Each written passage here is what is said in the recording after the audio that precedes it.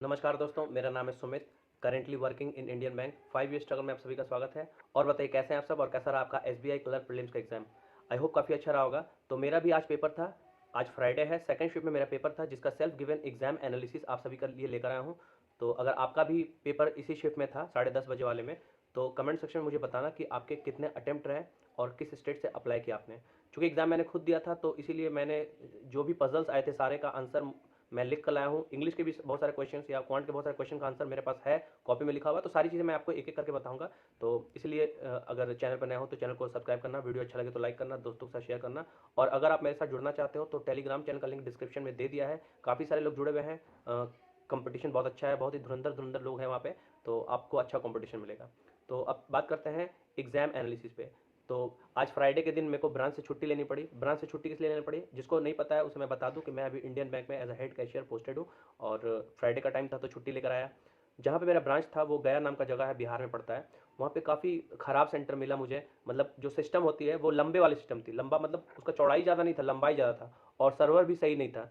तो देख के तो मूड ऐसे ही ख़राब हो गया कि कैसा सेंटर मिला है। लेकिन मैंने सोचा ठीक है, जो भी आप यहीं पे करना है जो करना है। तो आपको भी अगर ख़राब सिस्टम आगे कभी मिले या कभी ऐसा ना हो आपके साथ, तो दिमाग में ये रखना कि जो है अब इसी में है बस, और इसके बाद उस समय और कोई ऑप्शन नहीं है। तो मैंने भी यही सोचा और फिर एग्जाम स्टार्ट किया। बहुत अच्छे अटैम्प्ट रहे मेरे, मैं आपको बताऊंगा कि मेरे कितने अटैम्प्ट रहे। और आप भी कमेंट सेक्शन में जरूर बताना। तो सबसे पहले मैं स्टार्ट करूंगा रीजनिंग से। जैसा कि पहला पेपर रीजनिंग का खुला था, उसमें 3 पजल्स आए हुए थे। एक पजल था फ्लोर बेस्ड पजल, ठीक है, जिसमें 8 फ्लोर थे और 8 में लोगों को सजाना था। 5 क्वेश्चन इसके थे। और जिसका आंसर मेरे पास है लिखा हुआ, ये मैं आपको भी नज़दीक से दिखाऊंगा, ठीक है। उसके बाद पैरेलल बेस्ड पजल था। मतलब 2 पैरेलल लाइंस थी, 5 ऊपर बैठे हुए थे लोग, 5 नीचे। ऊपर वाले जो बैठे हुए थे, आई मीन ऊपर मतलब जो साउथ देख रहे थे वो TVS UR इस तरह से था। और जो नीचे नॉर्थ देख रहे थे वो EBFCD थे, ठीक है। और उसके बाद डेजिग्नेशन बेस्ड पजल आया था, उसके भी 5 क्वेश्चन थे। तो तीनों का आंसर मैं आपको दिखा रहा हूँ। एक जगह मैंने आपके लिए लिखा है, आप सामने से एकदम अच्छे से देखिए, ठीक है। अगर मैं बात करूँ ये फ्लोर वाला का, तो फ्लोर में ऊपर से स्टार्ट करूँ तो MPNKQOJR, ये था आंसर। और अगर बात करूँ पैरेलल बेस्ड पजल का, तो साउथ जो देख रहे थे वो थे लेफ्ट से TVSUR और नीचे EBFCD, जैसा कि आपको दिख रहा होगा। और डेजिग्नेशन बेस्ड पजल में जो आंसर था वो था QJRMPWL, ऊपर से नीचे, यानी कि सबसे ऊपर चेयरमैन था और नीचे क्लर्क थे। तो आई होप आपको तीनों आंसर्स प्रॉपर दिख रहे होंगे, ठीक है। और इन केस अगर आपको आंसर नहीं दिख रहा है ठीक से या कुछ पूछना है तो कमेंट सेक्शन में जरूर रिप्लाई करना, ठीक है। तो ये तीनों पजल हो गए, 15 क्वेश्चन हो गए हमारे। उसके बाद अल्फा न्यूमेरिक सीरीज आई थी। थोड़ा सा देखो, रीजनिंग का पेपर था तो इजी, इजी टू मॉडरेट बोलेंगे, क्योंकि जो क्वेश्चंस थे पजल के, पजल तो इजी थे लेकिन जो क्वेश्चंस थे वो बहुत बहुत घुमावदार थे। जैसे अगर मान लो पूछा कि एस को कौन फेस कर रहा है, तो ऐसा नहीं था कि डायरेक्ट एफ दे दिया। ऐसे पूछ रहे थे कि second to the left of D है, opposite to the one who is facing you, इस तरह से कुछ था। ऐसे करके क्वेश्चन थे, मतलब टाइम टेकिंग क्वेश्चन थे।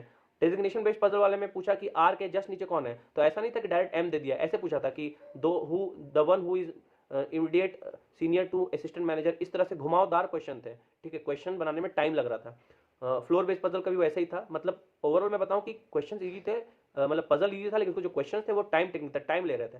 उसके बाद अल्फा न्यूमेरिक सीरीज आई थी, उसके 4 क्वेश्चन थे। उसमें एक काफी लेंदी क्वेश्चन पूछा गया था, जिसमें पूछा गया था कि ये जो पूरा सीरीज है इसमें कौन से लेटर जो है वो रिपीट हो रहा है। तो मेरा जे और टी यानी कि 2 आंसर था। जल्दी में बनाया है, आप मुझे कमेंट सेक्शन में बताना कि आपका भी इसमें 2 आंसर आया कि नहीं, यानी कि जे और टी ऐसे अल्फाबेट थे जो रिपीट हो रहे थे। उसके बाद सीलॉक्स के 3 क्वेश्चन थे, जिसमें ओनली अ फ्यू वाला भी 1-2 था। इनइक्वालिटी के 3 क्वेश्चन थे, इजी थे, सीलॉक्स भी इजी था। डायरेक्शन के क्वेश्चन थे 2, थोड़ा लेंदी टाइप से क्वेश्चन था डायरेक्शन का, उतना इजी नहीं था। इसका एक आंसर मेरा आया था वेस्ट 9 मीटर, आप मुझे बता, वेस्ट आया था शायद 9 मीटर था या ऐसे ही कुछ था। उसके बाद ब्लड रिलेशन के 2 क्वेश्चन थे, वही क्वेश्चन मेरा छूट गया। एक्चुअली सिस्टम खराब था तो 35 रीजनिंग कर नहीं पाया, मैंने 32 किया है रीजनिंग में, ठीक है। उसके बाद मिशेलेनियस के क्वेश्चन थे, एक नंबर था जिसमें से फॉरवर्ड बैकवर्ड पूछा था, जिसका आंसर, और ये पूछा था फॉरवर्ड और बैकवर्ड में कितने वर्ड रिपीट होंगे, इस तरह से था। इसमें मेरा आंसर 3 था। आप मुझे कमेंट्स में बताना कि सही है या आपका कोई दूसरा आंसर था। फिर ब्लड रिलेशन के क्वेश्चन में बता दिए। तो और एक वर्ड्स बेस्ड क्वेश्चन था, एक वर्ड दिया हुआ था जिसमें से बोला गया था कि कॉन्सोनेंट को नेक्स्ट करेंगे, वॉल को बैक करेंगे, इस तरह से था। तो ये उसके बाद नंबर सीरीज था। नंबर सीरीज वैसा वाला जैसे 356, 465, 332, जो बंडल्स बने होते हैं उससे रिलेटेड क्वेश्चन था, ठीक है। तो इस तरह से रीजनिंग का पेपर इजी टू मॉडरेट बोलूंगा। इजी साइड में ज़्यादा था, मॉडरेट साइड में कम था। मेरे 32 अटेम्प्ट हुए टोटल रीजनिंग में। अब मैं बात करता हूँ क्वांट की, ठीक है। तो क्वांट में सिंप्लीफिकेशन 12 से 15 क्वेश्चन थे। एग्जैक्ट नंबर तो याद नहीं क्योंकि बनाते जा रहा था। तो 12 से 15 क्वेश्चन थे सिंप्लीफिकेशन के। अच्छा, ये इजी भी नहीं था। सिंप्लीफिकेशन ऐसा था कि टाइम लग रहा था, लिखना पड़ रहा था बार बार, ठीक है। उसका डीआई के 5 क्वेश्चन थे जो कि मेरे को पूरा अच्छे से याद है। लाइन ग्राफ डीआई था जिसमें 2 लाइन दिया हुआ था, उसमें 4 कंपनी थी ABCD, और एक लाइन में टोटल मैन्युफैक्चर था, मतलब वो total number of products manufacture कर रहे हैं। जो रेक्टेंगल में था, मतलब जो लाइन ग्राफ थी उसमें रेक्टेंगुलर लाइन ग्राफ थी, रेक्टेंगल बना हुआ था छोटा छोटा, और एक था ट्रायंगुलर। तो रेक्टेंगुलर वाला जो लाइन ग्राफ था वो शो कर रहा था टोटल मैन्युफैक्चर प्रोडक्ट, और जो ट्रायंगल वाला लाइन था, लाइन ग्राफ, वो शो कर रहा था कि सोल्ड, ठीक है। तो इस तरह से बनाना था, ठीक ठाक इजी था ये भी। नंबर सीरीज के 5 क्वेश्चन थे जिसका 2 मतलब मेरे को पैटर्न याद है। एक का था ×1 ×3 ×5 ×7, और एक का था +5 +15 +5 +15 +5, ऐसा करके था। ये था नंबर सीरीज। केसलेट के 3 क्वेश्चन थे जिसमें से 4 स्कूल दिया हुआ था ABCD, और उसमें टोटल नंबर ऑफ स्टूडेंट जो थे स्कूल में वो 1500 थे। उसके बाद परसेंटेज में दिया हुआ था कि A में 30% है, यानी कि टोटल 450 A में थे। उसके बाद B में 25% थे, यानी कि 375 B में था, यानी कि A में कितना 450 लोग थे, B में 375 थे, और C में 400। इस तरह से कुछ डेटा आया था, लेकिन वो बनने लायक था, बन गया था। उसके बाद 3-4 क्वेश्चन इसके हो गए। उसके बाद अरिथमेटिक के क्वेश्चन थे 7-8, तो टोटल ये 35 क्वेश्चन था। अरिथमेटिक का जो आंसर मेरा है, मैं आपको जो याद है मैं आपको बता रहा हूँ। अरिथमेटिक में एक क्वेश्चन था, मार्क प्राइस जो है वो कॉस्ट प्राइस से 60% ज़्यादा है, ठीक है, और अगर किसी भी दुकानदार को 40% प्रॉफिट चाहिए तो डिस्काउंट कितना देना होगा। तो डिस्काउंट जो मेरा था वो 88 आंसर था। आप मुझे कमेंट सेक्शन में बताना आपका था कि नहीं। उसके बाद एक ट्रेन वाली क्वेश्चन थी कि ट्रेन A और B का स्पीड रेशियो में दिया हुआ था, है ना। A का निकालना था, B का स्पीड रेशियो में दिया हुआ था। तो B का 30 मीटर पर सेकंड आ रहा था स्पीड, और ट्रेन B कितना टाइम लेगी प्लेटफॉर्म को पास करने में, तो वो 16 सेकंड आ रहा था। उसके बाद एवरेज स्पीड वाली क्वेश्चन थी जिसमें से एक आदमी जो है वो 25 किलोमीटर पर आवर की स्पीड से 4 घंटा चलता है, 30 किलोमीटर पर आवर की स्पीड से 6 घंटा चलता है। तो एवरेज स्पीड निकालना था, तो मेरा 28 मीटर पर सेकंड आया। आप मुझे कमेंट सेक्शन में बताना आपका ये आया कि नहीं। तो ये हो गई रीजनिंग की और क्वांट की। अब मैं बात करता हूँ इंग्लिश की। इंग्लिश काफ़ी ईजी लगा मुझे, हालांकि उतना ईजी था नहीं, थोड़ा सा टाइम टेकिंग था इंग्लिश, लेकिन मेरी इंग्लिश ठीक ठाक है तो मुझे काफ़ी ईजी लगा। मैंने 30 क्वेश्चन कर दिए थे 18 मिनट्स में, मतलब मुझे बहुत ईजी लगा रीजनिंग। पैसेज जो था उसमें 8 से 10 क्वेश्चन थे, जिसमें एक सिनोनिम्स था, एक एंटोनिम्स था, और एक फिल इन द ब्लैंक्स था। सिनोनिम्स क्या था? कंडक्ट्स एक सिनोनिम्स था, तो कंडक्ट का जो आंसर होगा वो होगा ऑर्गेनाइजेस।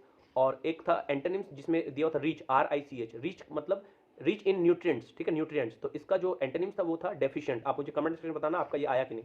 उसका जो फिल इन द ब्लैंक्स था वहां पे जो ब्लैंक फिल होगा वो था अपार्ट फ्रॉम, ठीक है। तो ये 3 आंसर था। पैसेज का थीम क्या था? पैसेज का थीम था कि स्टबल बर्निंग जो है वो काफ़ी मतलब पोल्यूशन फैलाता है। तो श्वेता नाम की एक लड़की थी जिसने एक पोर्ट खरीद के लाया था जिसमें स्टबल बर्निंग में जो बच जाते हैं वो जो कंपोनेंट, उसको डाल के वो मतलब उसमें डाला हुआ था, और वो काफ़ी अच्छा रिजल्ट दे रहा था। तो बहाव नाम का एक ऑर्गेनाइजेशन था जो इस पे काम कर रहा था कि जो जैसे स्टबल बर्निंग जो करते हैं किसान, उससे काफ़ी पोल्यूशन फैलता है। तो वो जो स्टबल है उसको यूज़ कर रहे थे पॉट्स में, ताकि ज़्यादा से ज़्यादा उपजाऊ भी था और फास्टर काम करता था और ज़्यादा दिन तक टिकता भी था। तो ये पूरा थीम था बहाव फाउंडेशन पे और स्टबल बर्निंग पे। काफ़ी इजी पैसेज था। वैसे तो मैंने 11 मिनट बचा लिए थे, मैं हमेशा लास्ट में पैसेज करता हूँ, तो 11-12 मिनट मैंने पैसेज के लिए बचा लिया था, और फिर पैसेज पूरा पढ़ के, और मुझे पूरा श्योर है कि 8 से 10 क्वेश्चन में मेरे 8 से 10 आंसर पैसेज के सही है, ये गारंटी है क्योंकि बहुत ईजी पैसेज था। उसके बाद तो मैंने रीजनिंग में 32 अटैम्प्ट किया, क्वांट में 32 अटैम्प्ट किया, और इंग्लिश में मैंने पूरा 30 अटैम्प्ट किया है, और मुझे उम्मीद है कि 25 का अराउंड मार्क्स आ जाएंगे, उम्मीद है ऐसा। क्लोज टेस्ट आया था जिसपे क्या था कि एक बीमारी के ऊपर था, IBS इंटेस्टल क्या था, एक्चुअली याद नहीं आ रहा कौन सा बीमारी था। तो उसमें एक आंसर मैंने टर्म किया था और एक आंसर डिस्क्राइब्ड एज, या मतलब उसमें कंफ्यूजन था डिस्क्राइब्ड एज और कंसिडर्ड टू, तो मैंने डिस्क्राइब्ड एज किया है, ठीक है। इसके 5 क्वेश्चन थे। क्लोज टेस्ट थोड़ा सा लंबा लंबा आंसर जो था वो ऐसा नहीं कि एक मतलब वर्ड था, कुछ कुछ एक वर्ड वाले आंसर थे, कुछ कुछ 2-2 वर्ड वाले आंसर थे। तो क्लोज टेस्ट थोड़ा सा इजी टू मॉडरेट साइड पे था। एरर के 4-5 क्वेश्चन थे जिसका एरर मुझे याद है, मैं आपको बताता हूँ। एक था ए में एरर, उसमें लिखा हुआ था इन संडे, जबकि ऑन संडे होता है, वीक के साथ हमेशा ऑन यूज करते हैं। उसके बाद एक में था वॉज वांटेड, ठीक है, ये भी गलत था, वॉज वांटेड नहीं होता है। उसके बाद यहाँ पे उसके बाद एक था to elders, spending time to elders, जबकि होगा विथ एल्डर्स, ये हो गया। उसके बाद फ्रेजल वर्ब थे, 4 से 5 क्वेश्चन थे उसके, एरर के भी 4-5 क्वेश्चन थे। फ्रेजल वर्ब में फ्रेजल वर्ब नहीं, फ्रेज रिप्लेसमेंट था एक्चुअली। तो उसमें मुझे याद है एक था use to read this detective stories, आप बताना ऐसा कुछ था कि नहीं, और एक था सरप्राइज टू सी, ठीक है, ये याद है मुझे। उसके बाद 2 वर्ड दिया हुआ था, एक मतलब एक वर्ड दिया था, बोला था कि बोल्ड में जो वर्ड है सेंटेंस में कहाँ उसका प्रॉपर यूज है वो बताइए। तो एक वर्ड था लेसन और एक था शॉर्ट। तो जहाँ पे शॉर्ट था वहाँ पे मैंने ऑल ABC किया है, और जहाँ पे लेसन था वहाँ पे ओनली बी या ओनली BC किया है, ऐसे कुछ याद नहीं है। तो ये था ओवरऑल रिव्यू, बहुत ही डीपली रिव्यू मैंने आपको दिया है आंसर के साथ। वीडियो अच्छा लगा हो तो लाइक करना, दोस्तों से शेयर करना, और अभी तक अगर चैनल से जुड़े नहीं हो तो चैनल से जुड़ना जरूर। टेलीग्राम चैनल का लिंक भी डिस्क्रिप्शन में दे दिया है, काफी सारे लोग जुड़े हुए हैं, 250-300 लोग हैं, लगभग 250 या 300 के आसपास है। आप भी जुड़ोगे, आपको फायदा होगा। तो इस वीडियो को यहीं तक रखते हैं, मिलते हैं फिर नेक्स्ट वीडियो में। वीडियो देखने के लिए आपका बहुत बहुत धन्यवाद।